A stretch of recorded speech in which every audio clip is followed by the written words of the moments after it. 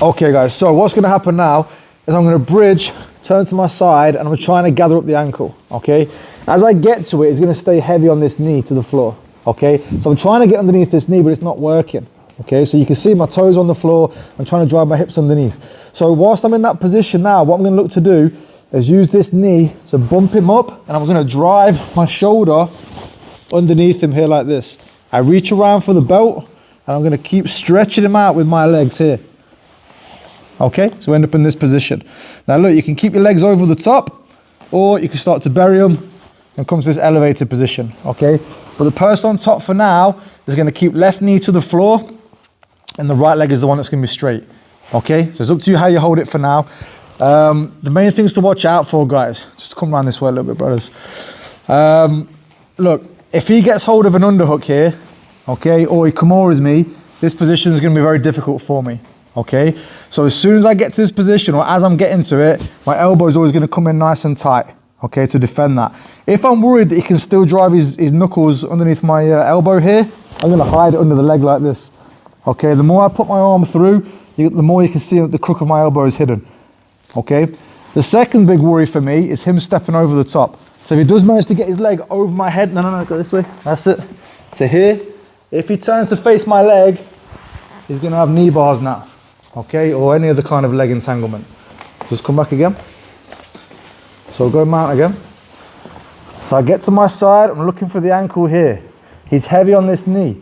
I'm gonna lift him up and I drive my shoulder underneath him. And as I'm doing that, keep this knee down, remember? I'm gonna circle and stretch his leg out to here.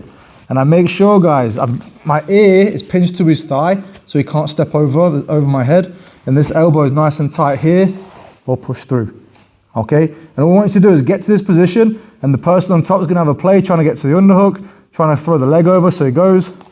He's trying to move a little bit here. Okay, I just want you to hold that position nice and tight, guys. Okay, so again, I turn to the side, I tap the ankle, he's heavy on this knee. Now, sometimes what's gonna happen, let's come on to this side now, brothers. Sometimes what's going to happen from here is he knows this is coming, okay? So he's going to try and sit back on my thigh a little bit more. Yeah, like this. Just put your weight down a little bit there. That's it, like that.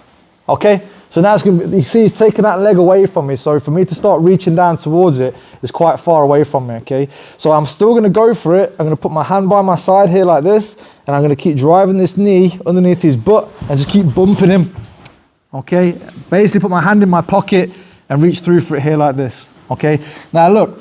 I said before about him putting the weight on this knee. If he does this, there's a mistake for him.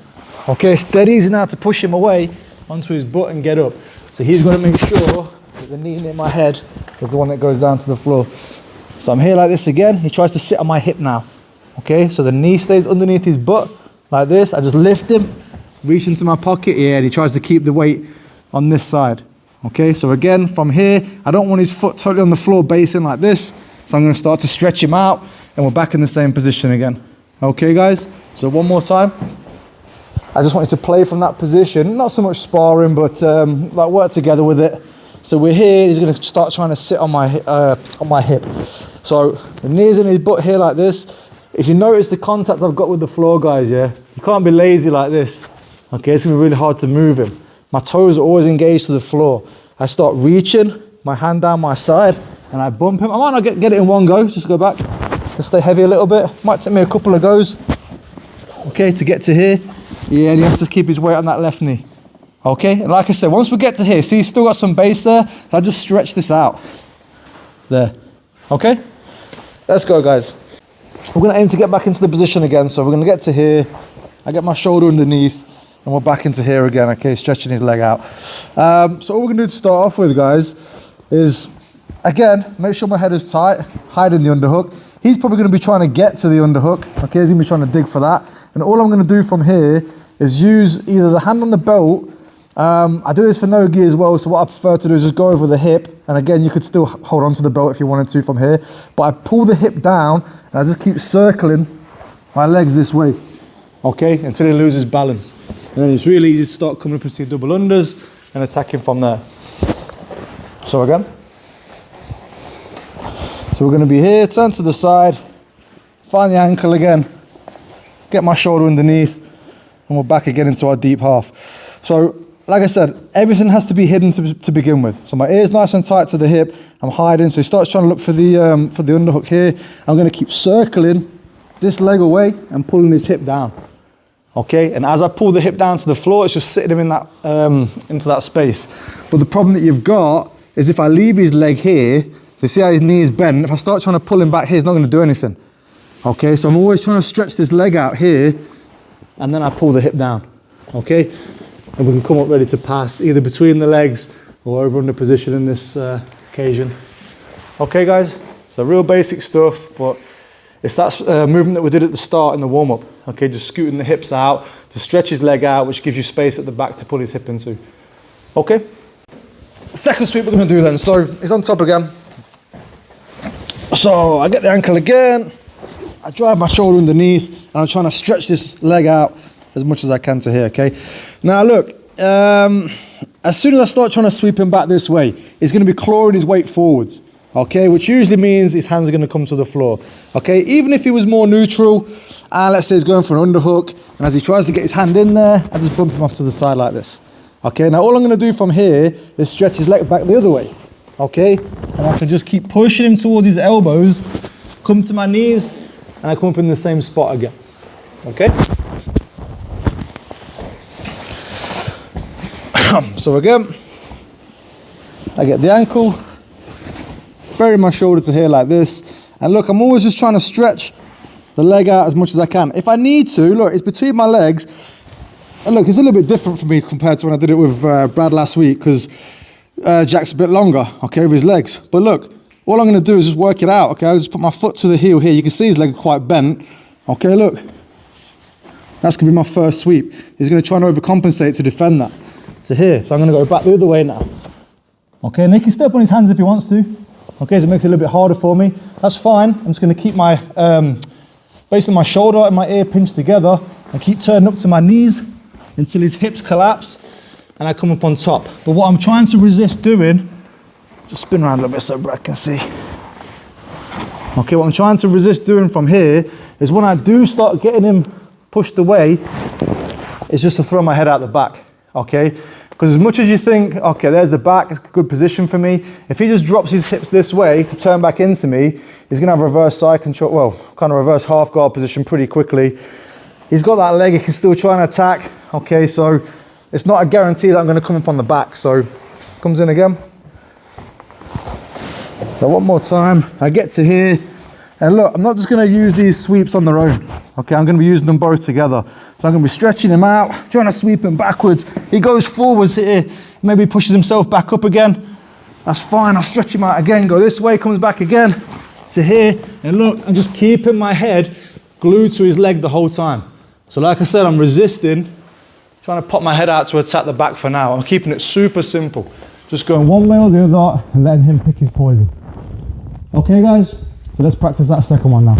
Getting back into our double unders again, okay? So we did a load of work on double unders, so we're gonna try and get there again. So I'll get the ankle, bury my shoulder again, back into my deep half. Okay, so everything's the same at this point. Okay, keeping my, hiding the underhook, making sure I keep my head nice and tight. And then all we're gonna do from here is, like, I'm trying to off balance him, okay? It's not really working. So I'm taking a little bit of a chance with this one, okay? But I don't know, I feel like it always works out pretty well. So I'm gonna hide the underhook again, all underneath like this. And what I'm gonna do is invite him to pass his leg through to here like this. Okay, now look, instead of holding the belt now, I'm gonna go palm to his belly and then palm over the top of my knuckles, okay? And I'm gonna squeeze his legs together like this. And I'm gonna start to push him towards my legs. And what that does is it tucks his ankles in towards me. So now whichever side is the easiest, I roll him over his ankle.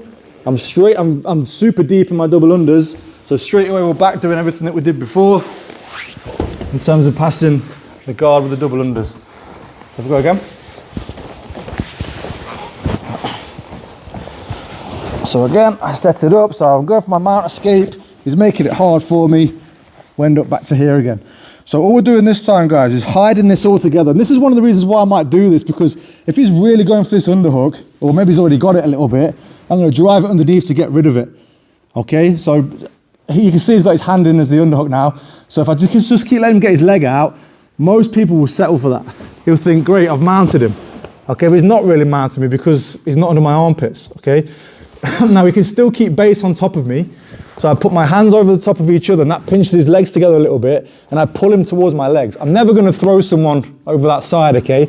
But I don't want the knees fully weighted on the floor. So I just prop him up a little bit here and then I pick whichever side I can feel his ankle to the floor.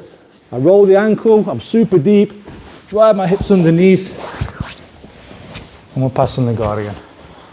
Is that one okay, guys? So again, I grab the ankle, bury my shoulder, and I'm trying to do all those things we spoke about at the start, hide the underhook, keep my ear nice and tight to his hip, and I'm trying to stretch his leg out as much as I can. So, all we're looking to do from here now, guys, is this is for when he's changed this position. So when I said before about him having the left knee down and the right leg straight, he's going to switch it now. So for whatever reason, maybe I'm trying to sweep him and he switches to this, okay? It's not great for him to do this, okay? It makes it fairly easy for me to start countering it. Again, as long as I keep my ear nice and tight to his leg. So all we're going to look to do is stiff arm him away as much as we can, keep my head high. I'm looking to shrimp back and create my X to here, okay? You see how the legs start, like I said, he's got a long leg, okay? Starting to come off my head a little bit. I just support it here like this, okay? I'm keeping hold of the belt as well so he can't run away from me. And then all we do from here is rock back and lift and push, okay? To start coming up to my elbow and then up to my hand. And then from having that X position, what I'm gonna do is base and replace my leg into a technical get up position now, okay? And then once we're here, I get up, run him down, and you can go to wherever you want to from there. You can probably get back into your over-unders, double unders, all that good stuff again. So again, take the ankle, bury my shoulder, and straight away, I'm hiding, staying nice and safe, and he switches to go to the far leg down to his knee now. So again, I'm just gonna start to push him away. I can use both hands, push him away here, shrimp, and just start to work my legs into my X position here like this. I'm going to lift, kick him away, and get up to my hand, and then look, from having the X, I go push, push, technical get up, okay? So X here like this, block him, okay? So I don't want him coming back towards me, so I block him here like this, that's going to stop him, and then we're here. Technical get up, run him down. Like I said, you can start stepping in between and doing all the stuff that we did the other month. Sound okay, guys? Yeah, so that's basically, so you only need those couple of sweeps and the double unders if you want to use that, and you've got a really basic deep half guard game, okay? And I've said before, like, I don't really look for deep half so much as an offensive position, but if someone mounts me, this is usually the pathway that's going to happen. I'll start trying to do my half guard escape. When they're heavy on me, I get the deep half, and I just keep it really simple, let them make mistakes and come up on top, usually into over unders or double unders. Yeah, and like I say, if they change the position so it looks a bit foreign, and they do that, the last one, where it's the far knee down, and you just use your XGuard, get up. Okay, guys, and like I say, it's a pretty simple game to put together. Next week, we'll do like more advanced